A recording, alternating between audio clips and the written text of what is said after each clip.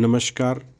श्री श्री आनंद मूर्ति जी द्वारा रचित आनंद वचनामृतम खंड पंचम में स्वाध्याय के रूप में आज का हमारा विषय है बुद्धि का क्षेत्र विस्तार और भक्ति।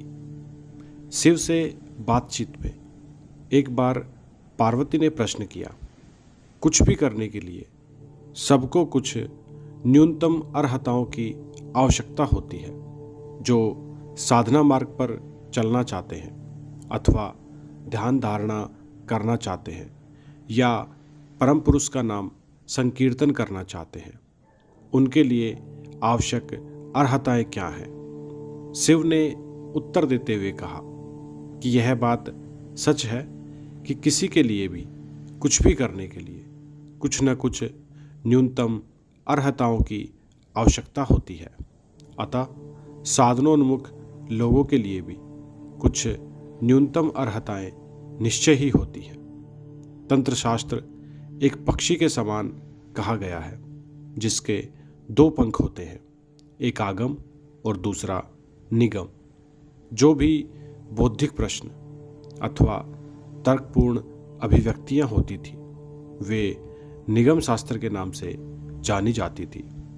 तंत्र का दूसरा पक्ष था शिव का उत्तर, जो बौद्धिक भी था और व्यवहारिक भी। ये शिक्षाएं कि जीवन कैसे जिया जाए और इस विषय जगत के साथ कैसा व्यवहार किया जाए आगम शास्त्र के रूप में अभिहित हुई।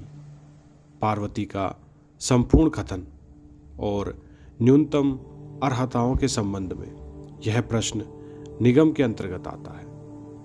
आगतम शिव वक्तृभ्यो गतंच गिरिजा श्रुतौ मतंच वासुदेवस्य तस्मात् आगम उच्यते। आगतम शिव वक्तृभ्यो का अर्थ है जो शिव के मुख से निकला।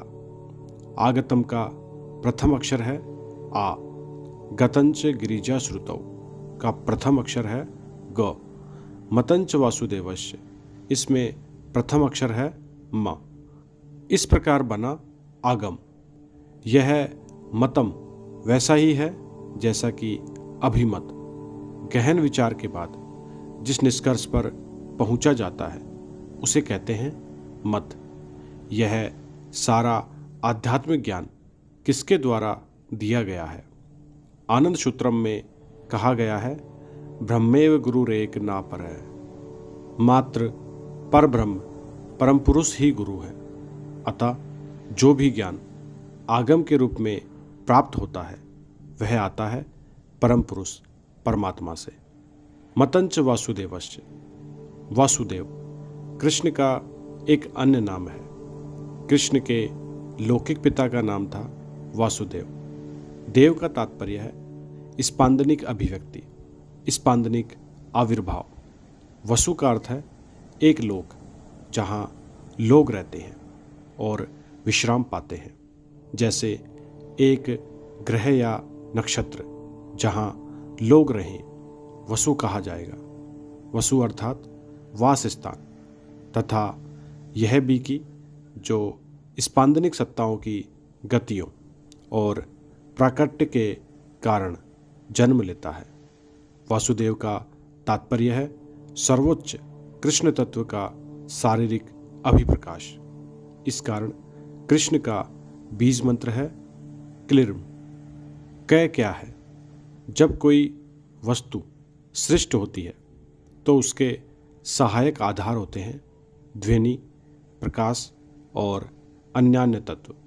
क्योंकि किसी चीज का अस्तित्व प्रकट होता है अनेक स्पंदनों के द्वारा, और जब भी कोई स्पंदन होता है तो होती है ध्वनि और प्रकाश। जब परम पुरुष ने इस विश्व का निर्माण किया तो यह 3 स्तरों से गुजरा। प्रथम स्तर में जब भी इस सृष्टि में कोई चीज निर्मित होती है तो भूमा चेतना का बीज मंत्र बनता है आ। अस्तित्व में किसी भी चीज के आने से आ ध्वनि उत्पन्न होती है। अतः आ सृष्टि के बीज का प्रतिनिधित्व करता है। सृष्टि का बीजाक्षर होने के कारण ही भारतीय आर्य लिपि वर्णक्रम का प्रथमाक्षर है अ। सृष्टि प्रक्रिया का प्रारंभ होता है प्रथमतः, तत्पश्चात अन्य चीज़ों का निर्माण होता है। इसीलिए सृष्टि के प्रारंभ का बीज और इस वर्णमाला का प्रथमाक्षर है अ। इसी प्रकार सेमेटिक वर्णमाला का प्रथमाक्षर है अलिफ। अलिफ माने अ। ग्रीक और हिब्रू में भी है अल्फा, और अंग्रेजी में अर्थात रोमन लिपि में भी, जिसका मूल है ग्रीक और हिब्रू वर्णमाला, प्रथमाक्षर है ए। फ्रेंच में भी है आ। सृष्टि के बाद परम पुरुष को सृष्टि का पालन पोषण करना पड़ता है, उन्हें उसकी देखरेख करनी होती है। पालन पोषण की क्रिया का बीजाक्षर है उ, और सृष्टि तथा पालन पोषण के बाद क्या होता है? तुम अपने द्वारा सृष्ट मानस चित्रों का प्रत्याहार कर लेते हो। जैसे मन में तुमने एक घोड़ा बनाया और कुछ समय बाद तुम उस घोड़े को अपनी मानसिक संरचना में वापस ले लेते हो। इस प्रत्याहार की प्रक्रिया को, जिसे सामान्यतया मृत्यु कहते हो, किंतु वास्तव में जो मृत्यु नहीं है बल्कि ईश्वर में मिल जाना है, उसके बीजाक्षर का नाम है माँ। यह प्रत्याहार की क्रिया, वास्तव में जिसे प्रत्याहार न कहकर कहा जाता नाश, नष्ट होना, वह भौतिक अर्थों में चाहे नाश हो, किंतु भूमा चेतना की दृष्टि से यह होता है एक साधारण सी प्रत्याहार की क्रिया। प्रत्याहार इस क्रिया क्षेत्र से, प्रत्याहार इस प्रत्यक्ष जगत से। इसी कारण संस्कृत वर्णमाला का माँ अंतिम वर्ण है। यह अंतिम क्यों है? पा, फ, ब, भ, मा। माँ अंतिम वर्ण है क्योंकि उसके बाद शेष होते हैं अंतस्थ और ऊष्म वर्ण। वे शुद्ध वर्ण नहीं हैं। मैं के बाद आते हैं या, रा, ला और वा।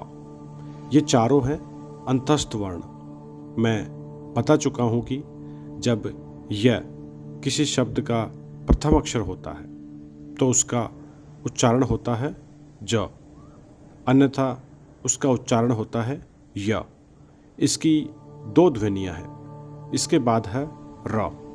जब र शब्द का प्रथम अक्षर हो तो इसका उच्चारण होगा र, किंतु जब वह प्रथम अक्षर नहीं है तो होगा र। अब आता है व। जब यह प्रथम अक्षर है तो उसका उच्चारण होगा व। जब यह प्रथम अक्षर नहीं है तो उसका उच्चारण होगा व। ल प्रथम अक्षर होने पर उच्चारित होगा ल, और जब यह प्रथम अक्षर नहीं है तो इसका उच्चारण होगा ल।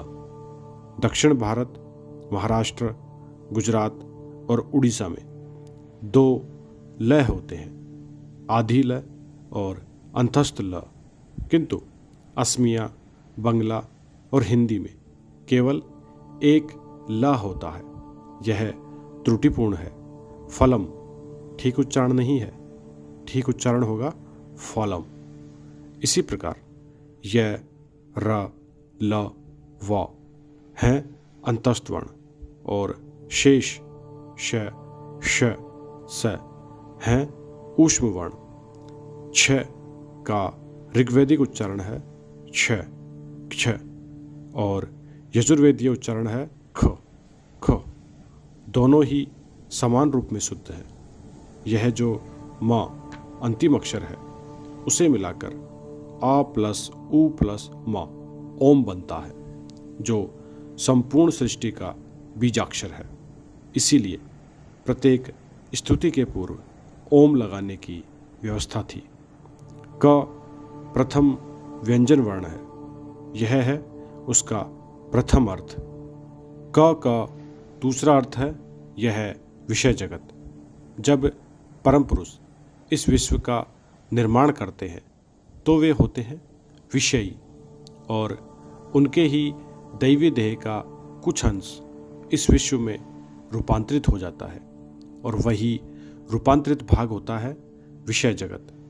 एक सर्वोच्च विषयी भाव के रूप में वे विश्व निर्माण के क्रम में इस ओम ध्वनि का भी सृजन करते हैं, किंतु इस विषय जगत में कार्य ब्रह्म के रूप में विषयीभूत विश्व का निर्माण होता है तो उसका बीजाक्षर होता है क।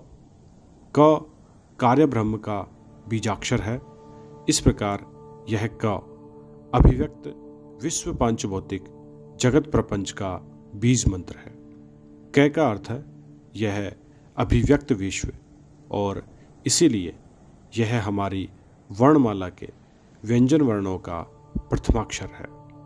कृष्ण नियंत्रण करते हैं इस क का।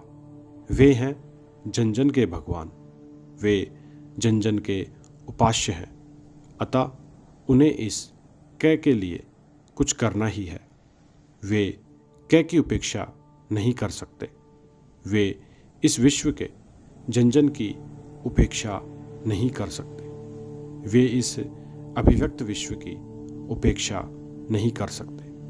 आनंद मार्ग में भी जैसा मैंने कहा है कि हमारी होगी आत्माभिमुखी गति और वैषयिक संतुलन। क का तीसरा अर्थ है जल। जलम, नीरम, तोयम, पानीयम, कंबलम। क केन जलेन छादितम, जो क से घिरा हुआ है उसे कहते हैं कच्छ। कच्छ शब्द का तात्पर्य है जल से घिरा हुआ। केन अर्थात जलेन छादितम, जल से घिरा हुआ। इस प्रकार तुम्हें कच्छ नामक भूमिखंड का अर्थ ज्ञात हो गया। ल ठोस जगत का बीजाक्षर है। क्षिति, अप, तेज, मरुत और व्योम पंच महाभूतों में क्षिति का बीज मंत्र है ल। यह भौतिकता की संपूर्ण चकाचौंध से युक्त संपूर्ण विषय जगत कृष्ण के अंदर ही है, अतः वे हैं क प्लस ल, क्लीम। मनुष्यों को आगे बढ़ना ही है अपने उस परम लक्ष्य की ओर। इस विषय जगत के साथ संतुलन रखते हुए मनुष्यों को आगे और आगे बढ़ते ही जाना है, किंतु उन्हें सदा स्मरण रखना है कि उनको इस विषय जगत के साथ संतुलन बनाए रखना होगा। जहाँ यह संतुलन नहीं होता वहाँ यह प्रगति कठिन हो जाती है, तब हर चीज उलट जाती है।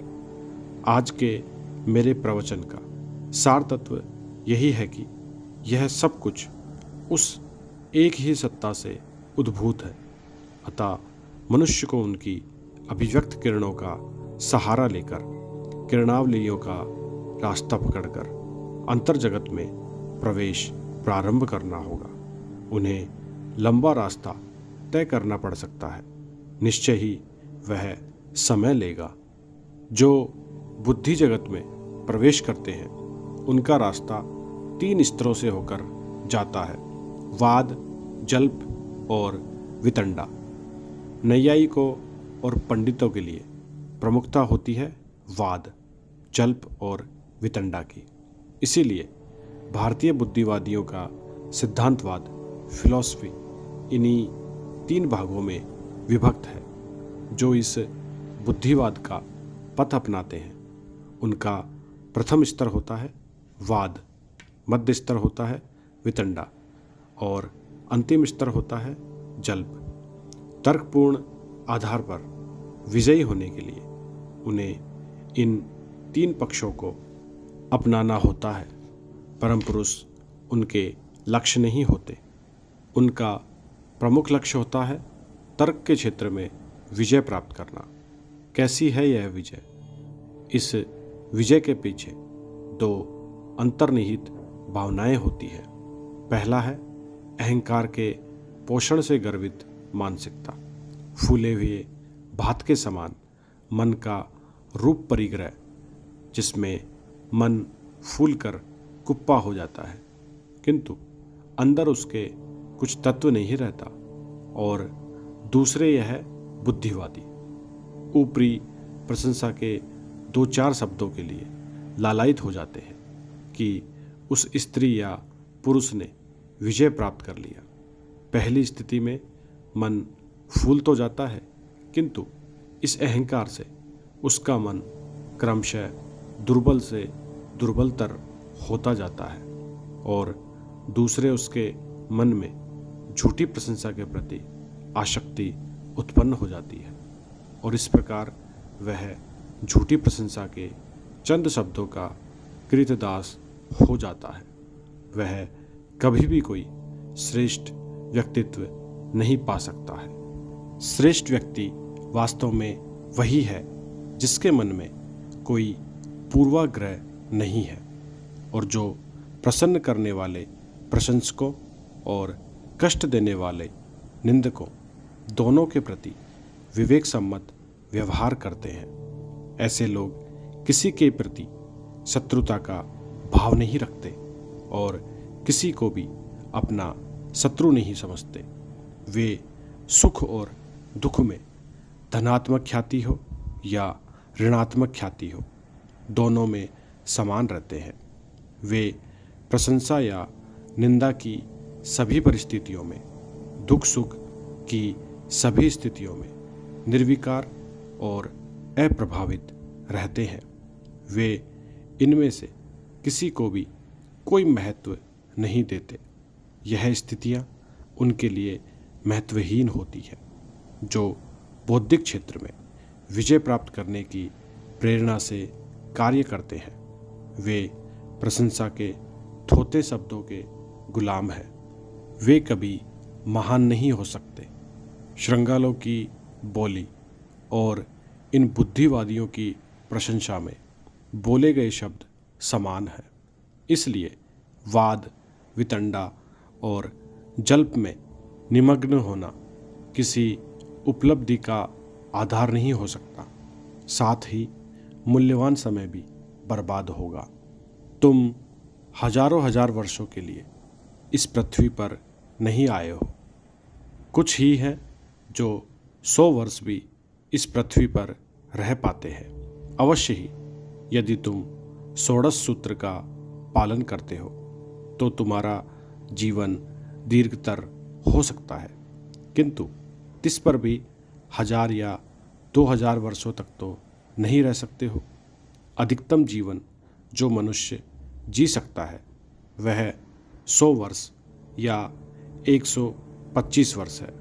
अतः जो वाद, जल्प और वितंडा में समय व्यर्थ बिताते हैं वे बुद्धिमान नहीं हैं, वे मूर्ख भी हैं तो निकृष्ट श्रेणी के।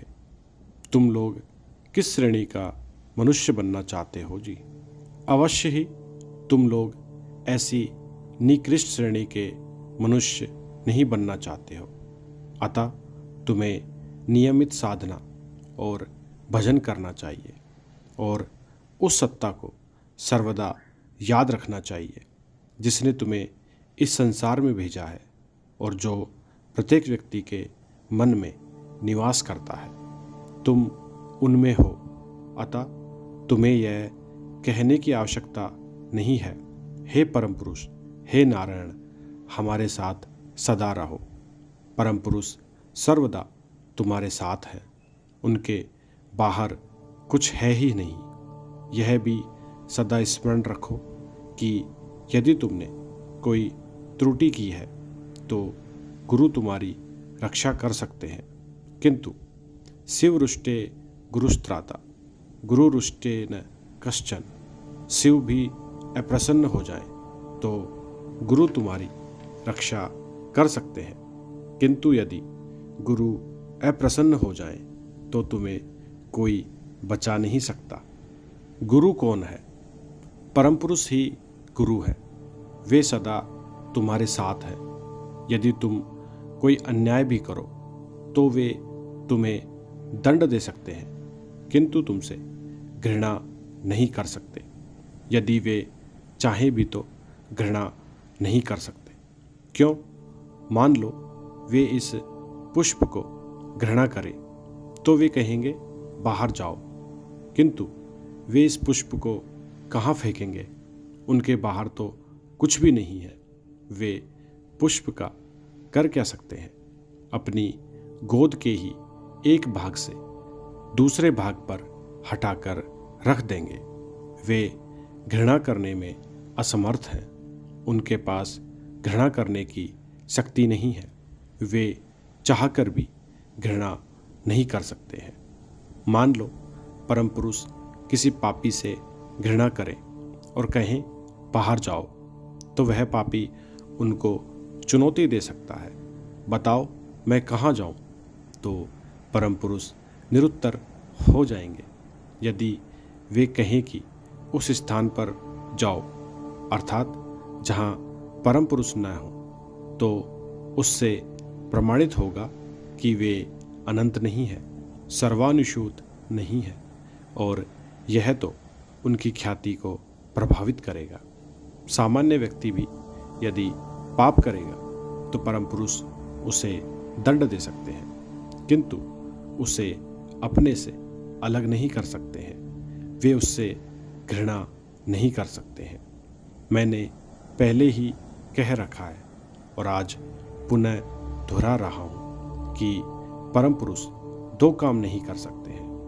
पहला तो यह कि वे किसी से घृणा नहीं कर सकते हैं, और दूसरा यह कि अपने समान किसी दूसरे का निर्माण नहीं कर सकते हैं। जो उनसे प्रेम करता है वह उनमें ही मिल जाएगा, उनसे मिलकर एकाकार हो जाएगा। परम पुरुष सदा एकक सत्ता ही रह जाते हैं। पुरुष एवेदम सर्वम यद भूतम यच्च भव्यम उतामृतत्व विशेषानो यदन्य नाति रोहति। कोई बुद्धिवादी तर्क दे सकता है और कह सकता है कि परम पुरुष किसी को भी बाहर फेंक सकते हैं। तो हम पूछेंगे, परम पुरुष से बाहर भी कोई स्थान है क्या? पुरुष एवेदम सर्वम, परम पुरुष सब कुछ जानते हैं। वे जानते हैं स, वे जानते हैं र, वे जानते हैं व। स र व अर्थात सर्व, सब कुछ। स प्रतीक है सतोगुण का, र प्रतीक है शक्ति, प्रकाश, चुंबकीय आदि आदि। व प्रतीक है गुण धर्म का। प्रत्येक अस्तित्व की अपनी अपनी विशेषताएं या गुणधर्म होते हैं। प्रत्येक सत्ता स र व इन्हीं तीनों बीज मंत्रों से परिचालित होते हैं। अतः विश्व की प्रत्येक सत्ता सर्व के क्षेत्र में आ जाती है। इसीलिए सर्व का अर्थ है सब कुछ। पुरुष एवेदम सर्व, परम पुरुष सब कुछ जानते हैं। उनसे छिपा हुआ कुछ भी नहीं है। यद भूतम यच्च भव्यम, जो कुछ भी हुआ है और जो होगा, होने वाला है, वह सब कुछ उन्हें ज्ञात है।